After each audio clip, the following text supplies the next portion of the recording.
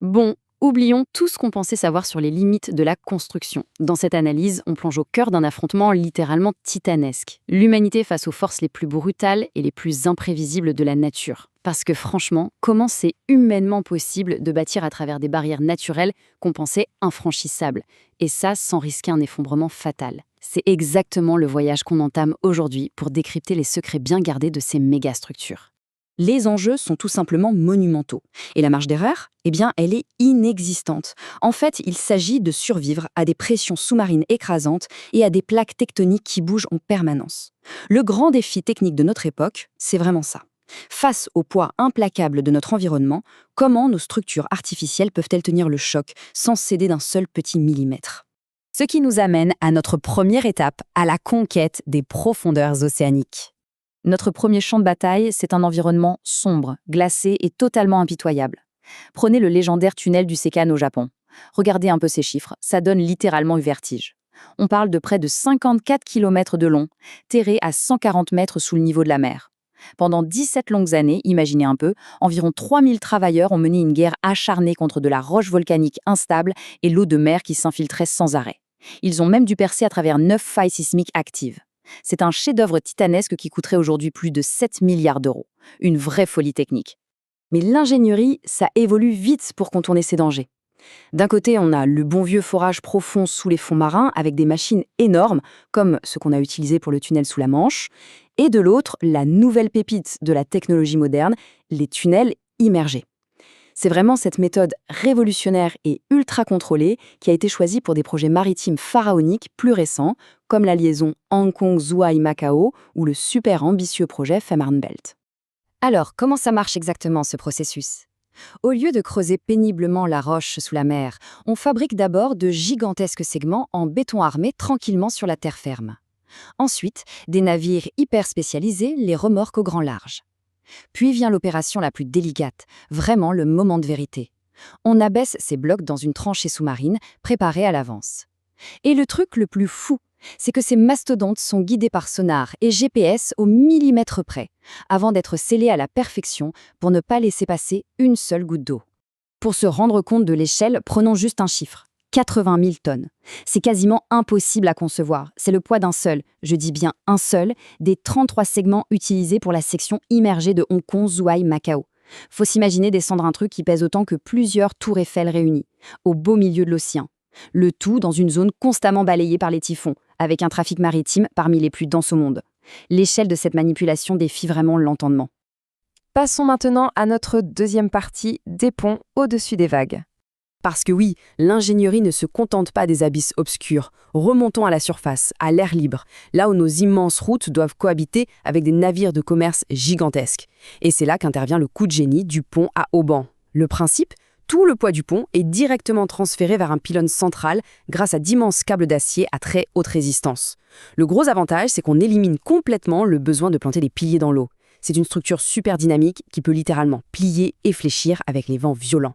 Ça évite la fatigue du matériel et surtout, ça laisse les grandes voies maritimes totalement dégagées. L'exemple ultime de cette technologie, c'est le pont de la Constitution de 1812 à Cadix en Espagne. Un vrai bijou à plus de 510 millions d'euros. Avec sa portée principale de 540 mètres qui flotte dans les airs et ses pylônes de 185 mètres, c'est super impressionnant. Et ces câbles, attention, ce ne sont pas de simples fils métalliques. Ils sont enrobés de polymères ultra résistants pour bloquer l'air salin et la pire des corrosions. En gros, c'est conçu pour tenir au moins un siècle sans broncher. Ce qui nous amène à la troisième étape de notre exploration, dompter les fleuves en colère. On change d'élément, mais on garde le même niveau de danger. Si les océans font peur, les courants d'un fleuve représentent une force brute, constante et ultra destructrice. Et avant de parler technique, il faut faire une vraie pause sur ce chiffre, 7,8 millions.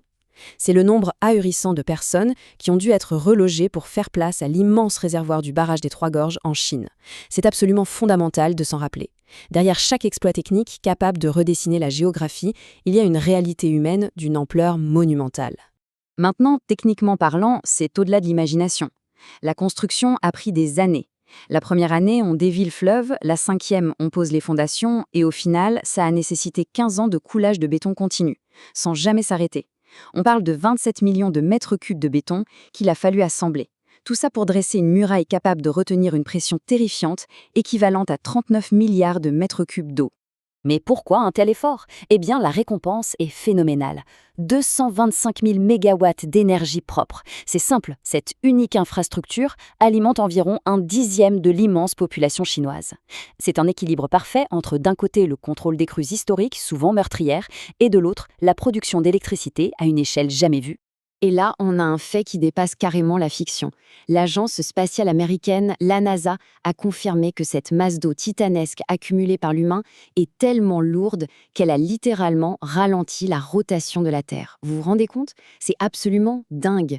Notre ingénierie a atteint un tel niveau de puissance qu'on modifie de façon scientifiquement mesurable la mécanique physique de notre propre planète. Allez, 4e partie, percer les montagnes rocheuses.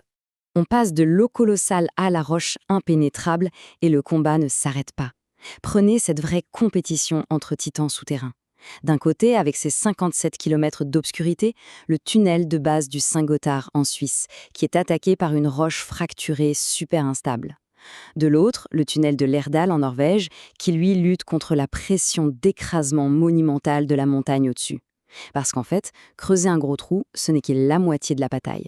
Le vrai test, c'est d'empêcher des millions de tonnes de roches de s'effondrer vers l'intérieur. Alors, comment on évite l'effondrement total? Avec la première ligne de défense indispensable de la construction souterraine, l'injection à haute pression. Avant même que les normes foreuses ne passent, on propulse des polymères chimiques ou du ciment ultra-fin à plus de 100 bars de pression dans les fissures de la roche. C'est une manœuvre brillante. Ça transforme une montagne fragile et dangereuse en une sorte de coquille protectrice super solide, garantissant la stabilité d'ouvrages immenses.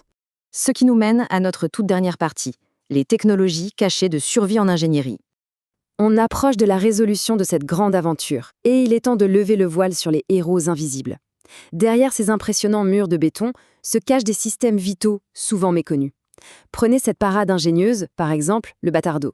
C'est tout bête, mais pour construire un géant dans l'eau, il faut paradoxalement un sol totalement sec. Sans ces gigantesques barricades temporaires qui ont littéralement forcé le fleuve Yangtze à dévier sa trajectoire naturelle, le coulage des fondations du barrage des Trois Gorges n'aurait tout simplement jamais pu se faire. Ensuite, regardez cette solution d'une ingéniosité spectaculaire qui nous vient de Malaisie. Le tunnel SMART. Ce n'est pas juste un tunnel, c'est carrément un bouclier urbain. En temps normal, c'est une autoroute majeure bien pratique qui traverse Kuala Lumpur. Mais lors de tempêtes extrêmes, hop, le tunnel se vide automatiquement de ses voitures et se transforme en un canal massif pour évacuer les inondations. Résoudre brillamment 2 crises redoutables avec une seule infrastructure, invisible, c'est du génie pur. Mais tout ça nous ramène à une vérité implacable et un peu dramatique de l'ingénierie. Sans système de pompage, il n'y a pas de tunnel sûr. Faut jamais oublier que la nature est têtue. L'eau cherche sans relâche, chaque seconde de chaque jour, à reconquérir l'espace qui lui a été volé en s'infiltrant dans la moindre micro-fissure. Pour bien mesurer cette urgence terrifiante, regardons juste ce chiffre. 2500 tonnes. C'est le volume d'eau exact qui est expulsé du tunnel du Séquent à chaque minute qui passe. Oui, chaque minute. Si ces énormes pompes centrifuges automatisées venaient à s'arrêter, la mer reprendrait ses droits et noierait la structure en une fraction de temps. C'est une lutte perpétuelle, milliseconde après milliseconde. Enfin, la touche technologique finale vient couronner le tout. Pour qu'un tunnel prenne réellement vie, ce processus robotisé entre en piste, guidé par une précision laser d'une perfection absolue avec moins d'1 millimètre d'erreur tolérée, des robots posent les rails et effectuent des soudures continues. C'est ça qui transforme un simple tube en béton froid et sombre en une artère hyper rapide où les trains filent à plus de 350 km/h en sécurité totale. Pour clore cette plongée dans l'extrême, une petite réflexion s'impose. La prochaine fois qu'on a l'occasion de voyager à travers l'une de ces structures vertigineuses, c'est fascinant de se demander quels sont les boucliers invisibles qui opèrent dans l'ombre en ce moment même. Ces épaisses parois de béton armé, ces pompes qui rugissent, ces lasers d'alignement, ce sont eux qui retiennent en permanence le poids infini des océans et des montagnes autour de nous. C'est grâce à ces technologies si discrètes, mais tellement cruciales, que la frontière de l'impossible est repoussée jour après jour. Ça laisse songeur pour le prochain voyage, non ?